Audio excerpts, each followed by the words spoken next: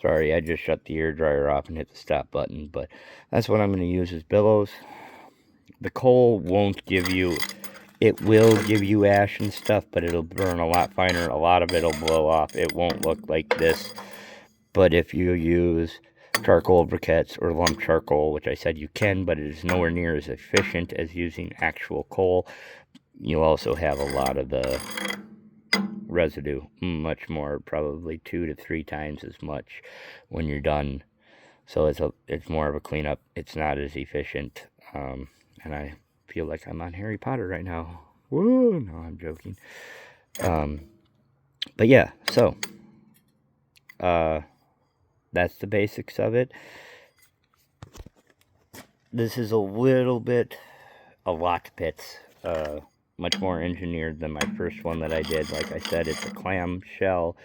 So I took a round grill with one rotor and steel piping out of the bottom. Would have only had one hair dryer as a billow. So this is going to be a little bit bigger, a little bit better.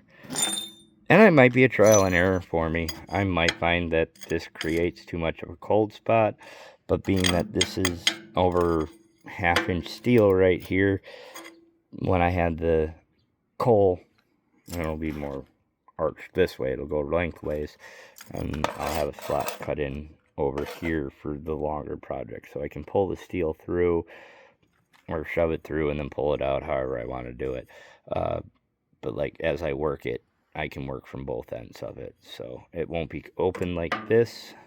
It'll just have a little slot cut in it for smaller things. If I say like I want to do a sword eventually, but this will be more like for stuff like your hook hangers, like your yard hangers and stuff like that, twisty bendy stuff that's going to need to be,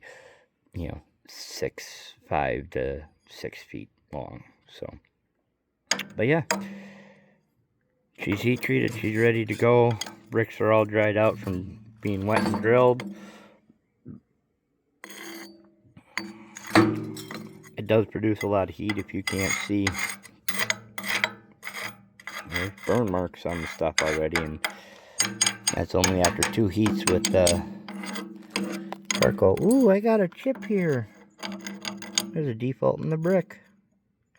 Oh well. But, so yeah. I think this is going to work, and I think it's going to work super, super well. And when it's cooled off a little bit, I'll take everything and I'll sweep it out. Sweep it down the hall and open it up, and it'll drop out and you can fill it. Nothing underneath it right now, so there's nothing blocking it. That's why I had to use the bricks and a little bit of steel to stop them. I rotated them, so. But yeah, there you guys go.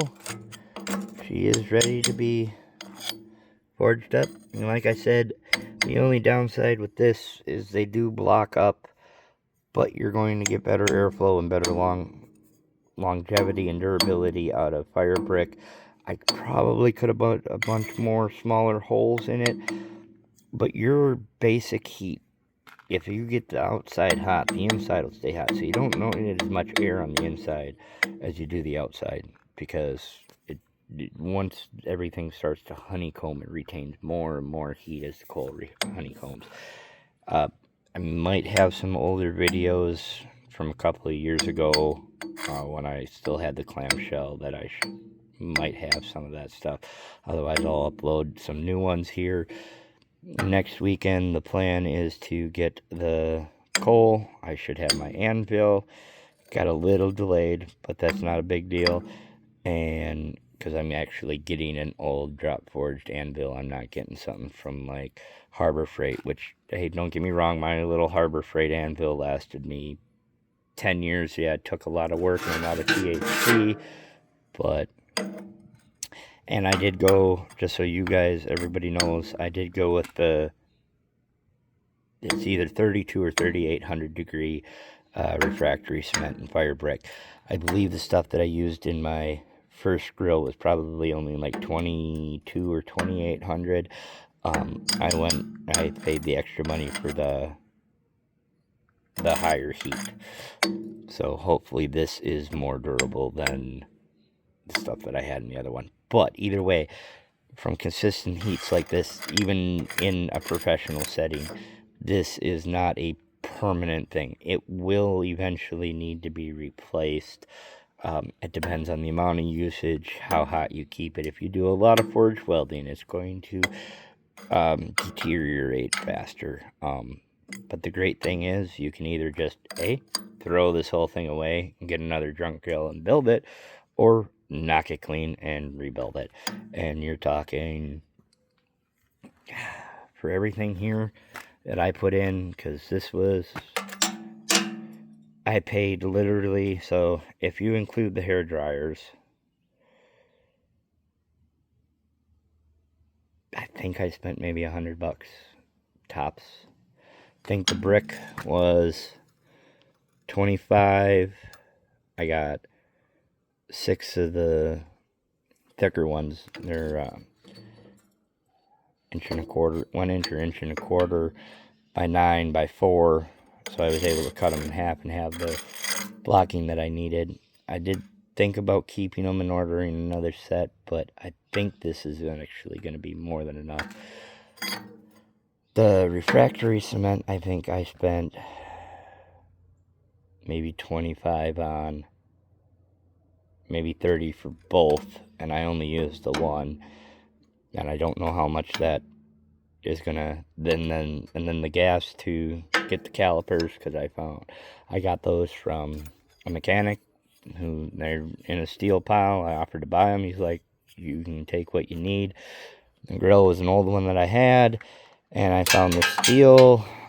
It was scrap steel, so I just got it for nothing, took it off somebody's hands, and then it was time and the welding rods, which I think I bought a 10-pound case of 1/8 inch rods for, I don't know, I think it was $30 or something like that. That does depend if you have a welder or not. You can do it other ways with threaded steel and stuff. My initial clamshell, I found a bracket that would bolt up. I might have had to drill a few holes into the rotor, but then it all threaded from there. It is a little bit more expensive if you have to go that way, unless you can find scrap threaded black steel. Do not use the galvanized. No, I did. That was a error of judgment on my part, because I wanted to get it done now. I wanted it up and running, and that was an impatience and a judgment error on my part. I should have waited, and I'm glad it worked out that I didn't actually have to use that, because it does get a little bit warmer than one would think, and you don't want any extra toxic fumes going off. But all said and done, besides getting the tabs on the end and another hair dryer, which my first project or two, I won't be, first couple projects, I'll only be using the one burner, not both. But like I said, $10 hair dryer, $10 hair dryer. Now here, I do want to round these up a little bit better, I think, and maybe give like a rubber gasket so it seals up a little bit better. But it actually worked pretty good. I was surprised, because if you can see in there, I do have, this is just a square piece of steel that's tapped, so it does actually go, and then it just blows up. So it is really not a bad idea. So it'll work even if I don't. I can always use duct tape if I really have to. I'm more over functionality than cosmetics. So